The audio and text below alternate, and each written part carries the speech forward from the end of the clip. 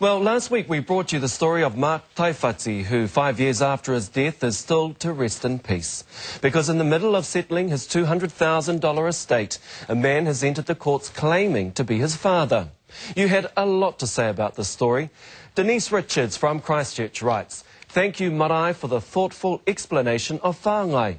As a Pākehā New Zealander, I would have remained completely ignorant of these complex family relationships if you hadn't revealed it." And Lorna Cassidy from Tauranga had this to say, "I'm surprised we're not seeing more cases like this. There's so many whāngai out there and yet their whānau have no legal rights. Why doesn't the Māori Party do something to protect them?"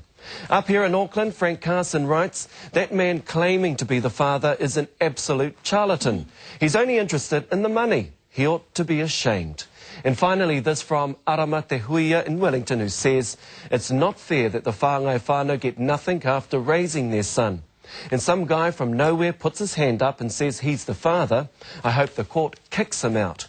Denise, Lorna, Frank, Arama and all of you, thanks for the feedback. Please keep sending in your whakaaro. Our details are on screen now.